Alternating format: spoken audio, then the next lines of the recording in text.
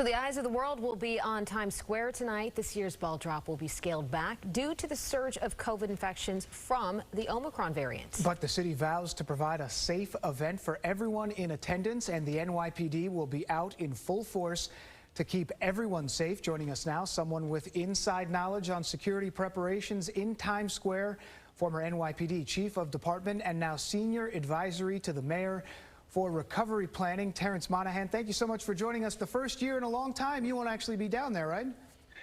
First time in 40 years that I'm going to be home on New Year's Eve. So it's a nice feeling, something different.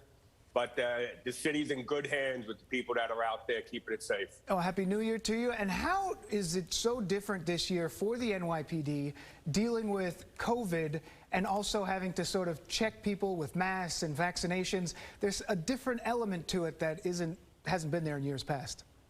It's different, but it's also going to be a limited crowd. I mean, we've had hundreds of thousands showing up in the Times Square in the past, especially on a nice night. This year, with a limited participation, only 25% of what would normally show up. Times Square Alliance is going to have the main focus of checking the masks and doing the vaccination cards, while the NYPD is going to do what it does best is make sure that it's safe. You know, they'll have to go through all our counterterrorism measures to get into the Times Square through the screening process. But before getting that, Times Square Alliance is going to be checking to make sure that they're vaccinated and that they're wearing masks. Yeah, certainly. So in terms of practicality, how do you guys kind of go around and monitor anything for any credible threats? I mean, I know you use canines, but is there other technology involved that the public doesn't really know about? Well, we're not going to give you all the secrets that are out there. But listen, we have the best counterterrorism unit out there, run by Martin Matarazzo right now, obviously John Miller. We have sources throughout the country. We work hand in hand with the FBI. We monitor streams from all across the country and across the world to see if there's any threats out there.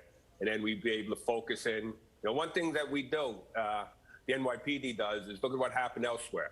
You know, there was incidents in Las Vegas out of hotels. Well, right now, our intelligence unit covers every hotel. We have people working hand in hand with the security within those hotels. We look at what's happened around the world, and we monitor how we approach each and every event.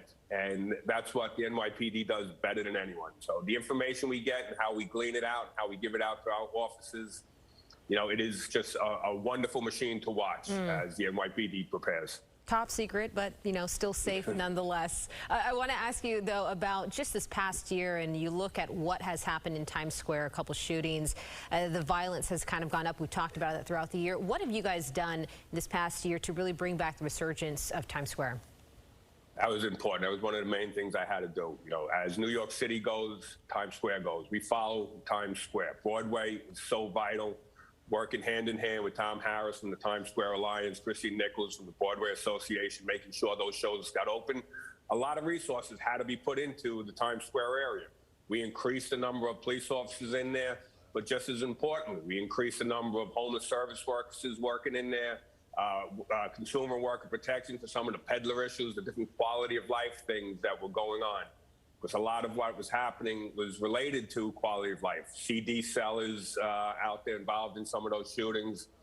It was vital that we made people feel safe. You know, we could say it's safe, it's that. If people didn't have that sense of safety, seeing that cop on the corner, seeing someone address or at least trying to help the homeless in the area, people wouldn't feel comfortable coming back. Broadway wouldn't feel comfortable opening. So well, what needs to be done for 2022 so that you can continue that? We have to continue working with the business community. We have to understand the issues that they are facing and be able to address them. And not just in Times Square, but this is around the city. There are 76 business improvement districts around this city, have numerous issues that they face on a daily basis, a lot of which are policy related, that the next administration is going to have to look at and deal with them. Because if this business in this city doesn't grow, this city doesn't grow. It is so important that our businesses are able to operate and to be able to make money so they can hire people and the economy continues to grow. And we look at what we're talking about right now and tonight. We know that the NYPD, like almost everyone else is dealing with a surge of COVID cases within the department. 20% or so of the department has had to call out sick. Some of the officers on tonight may have had vacation scheduled. What are you hearing from people who you know within the department about the strain that this virus is putting on them, especially on a night like tonight? Listen, as we come to the end of the year, it seems everyone you know, everywhere you go, someone is sick with COVID at this point. Luckily, it's not quite as serious. I'm not hearing about the same level of hospitalizations that we saw in the past. But when you're losing 21% of your police department, it's a major strain. Things that normally done can't be done because we have to make sure we have the patrol coverage, especially going into tonight. And it's not just Times Square. It's around the city. It's a very busy night. It is one of the most dangerous nights for policing throughout the city. Lots of parties going on. There is some violence that goes on, so we have to make sure there's enough uniformed police officers in Times Square and in each and every one of our precincts around the city. So it's a strain. The cops that are working now, they'll be out there doing what they do best. They'll be exhausted by the end of the day, but they will accomplish the mission. No easy answers. Thank you very much, sir, Yeah. and Happy New Year to you, Mr. Terrence Monahan. Appreciate it. 39 years in the department. Absolutely. The best is yet to come for you. There you go. Hey, got a lot more work to do. You know, now it's time to enter into the private sector, do a little consulting work. So it'll be good. Good luck. Thank you very much. Happy New Year. Happy New Year to you, too.